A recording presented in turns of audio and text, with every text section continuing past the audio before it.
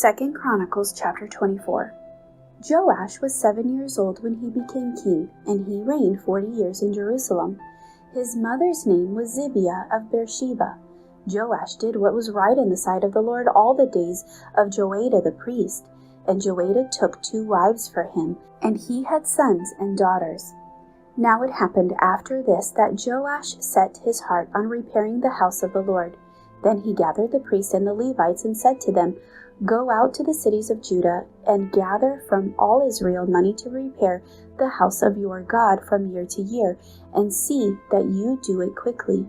However, the Levites did not do it quickly. So the king called Joiada, the chief priest, and said to him, "Why have you not required the Levites to bring in from Judah and from Jerusalem the collection, according to the commandment of Moses the servant of the Lord, and of the assembly of Israel, for the tabernacle of witness?" For the sons of Athaliah, that wicked woman, had broken into the house of God, and had also presented all the dedicated things of the house of the Lord to the Baals.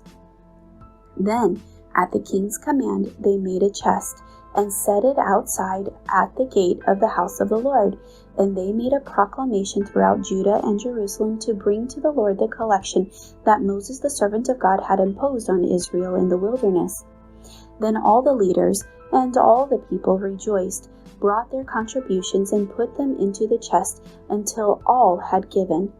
So it was at that time, when the chest was brought to the king's official by the hand of the Levites, and when they saw that there was much money, that the king's scribe and the high priest's officer came and emptied the chest and took it and returned it to its place. Thus they did day by day, and gathered money in abundance.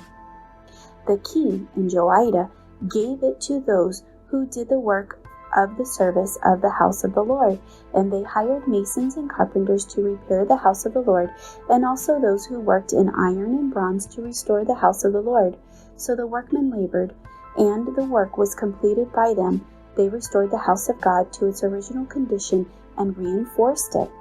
When they had finished, they brought the rest of the money before the king and Joiada.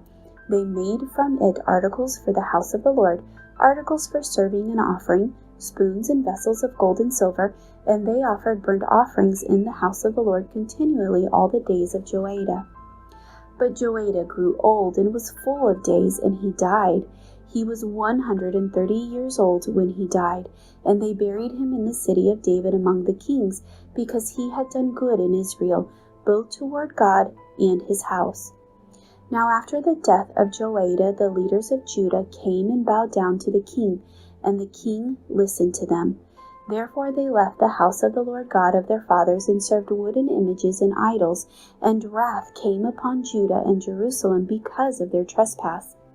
Yet he sent prophets to them to bring them back to the Lord, and they testified against them, but they would not listen.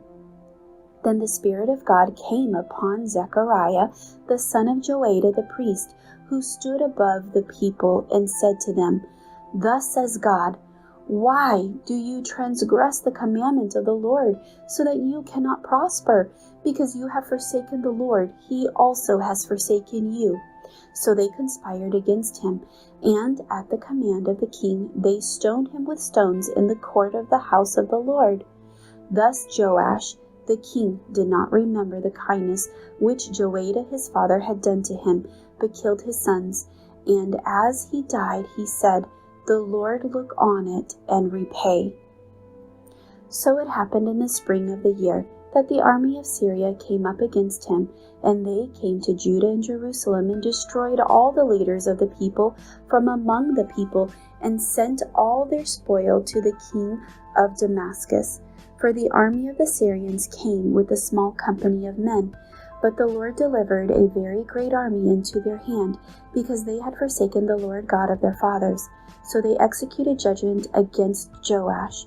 And when they had withdrawn from him, for they left him severely wounded, his own servants conspired against him because of the blood of the sons of Joiada the priest, and killed him on his bed. So he died. And they buried him in the city of David, but they did not bury him in the tombs of the kings. These are the ones who conspired against him: Zabad, the son of Shemiah, the Ammonitess, and Jehozabad, the son of Shimrith the Moabitess. Now concerning his sons, and the many oracles about him, and the repairing of the house of God, indeed they are written in the annals of the book of the kings. Then Amaziah his son reigned in his place.